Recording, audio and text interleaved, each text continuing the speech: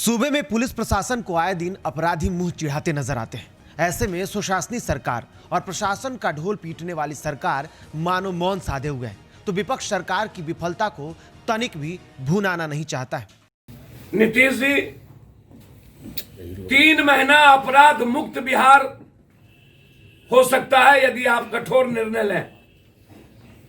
दरअसल बीते दिन यानी मंगलवार को राजधानी पटना में पुलिस मुख्यालय से महज 1 किलोमीटर की दूरी पर स्थित पुनाई चक में शाम के समय अपराधियों ने इंडिगो के फ्लाइट मैनेजर रुपेश की गोली मारकर हत्या कर दी। जानकारी के अनुसार रुपेश सोमवार को ही गोवा से छुट्टी मनाकर वापस लौटे थे और मंगलवार को पहले ड्यूटी के लिए एयरपोर्ट पहुंचे थे। इधर मंगलवार को ही बिहार में कोरोना वैक्सीन की पहली खेप विमान से पटना एयरपोर्ट पहुंची तो रुपेश वहां मौजूद थे। हालांकि कोरोना वैक्सीन की खेप स्पाइस जेट की फ्लाइट से आई थी और रुपेश इंडिगो कंपनी के कर्मचारी थे। इसके बावजूद भी रुपेश मैनेजर होने के नाते वहां उपस्थित थे। ऐसे में उनकी आखिरी तस्वीर बिहार के स्वास्थ्य मंत्री मंगल पांडे और स्वास्थ्य विभाग के प्रधान सचिव प्रत्यय अमृत के साथ है, जो सोशल मीडिया पर खूब वायरल हो रही है। इधर इस घटना के बाद रुपेश की पत्नी का रो रो कर बुरा हाल है। इस घटना के बाद पुलिस प्रशासन पर सवाल खड़े होने लगे हैं। राजनीतिक गलियारों में सरकार को घेरने के लिए हलचल भी तेज है। ऐसे में जाप संरक्षक पप्पू यादव ने सरकार और प्रशासन पर सवाल खड़ा करते हुए सीबीआई जांच की मांग की है। रुपेश सिंह जी का मर्डर यह एक गहरी साजिश है और इसके परत को खोलने के लिए सीबीआई इंक्वायरी से ज्यादा मुझको लगता है कि नीचे नहीं हो सकता। सीबीआई इंक्वायरी आवश्यक है।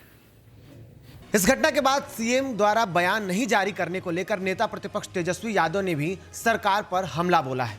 तेजस्वी यादव ने ट्वीट करते हुए लिखा है कि सिद्धांतहीन विचारहीन मुख्यमंत्री नीतीश कुमार में इतनी भी नैतिकता नहीं बची कि आगे आकर बढ़ते हुए अपराध पर कुछ स्पष्टीकरण दे।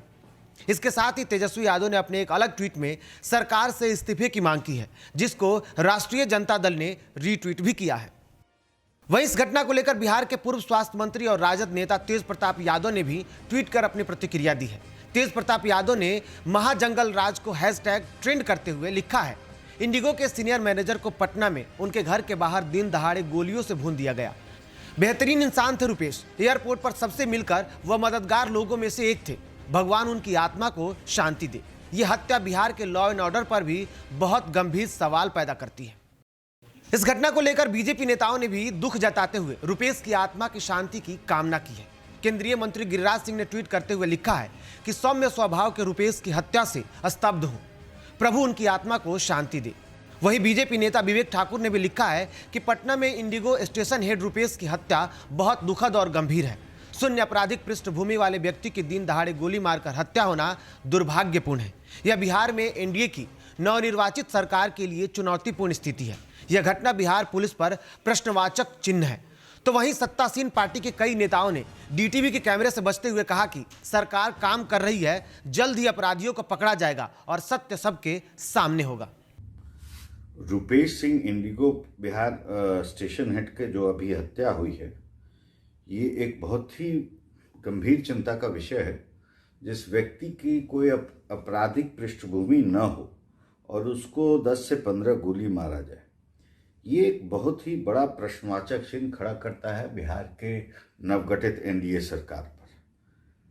पटना पुलिस और बिहार पुलिस के साथ इन्वेस्टिगेशन की जिम्मेवारी बहुत गंभीर है उन पर और 3 से 5 दिन के अंदर में पुलिस को एक निष्कर्ष पर आना ही पड़ेगा अविलंब, ताकि अगर केस सीबीआई को भी अगर सुपुर्द करना पड़े तो इमीडिएटली करना पड़ेगा उनको, ताकि ऐसा नहीं कि केस इतना घिसा पिटा हो जाए कि निष्कर्ष पे कोई संस्था पहुंच नहीं सके। ऐसे में डीटीवी भारत प्रशासन से सवाल करता है कि बिहार को मीठी सुशासनी सरकार की खीर चखाने वाली सरकार की पोटली अब खाली क्यों है?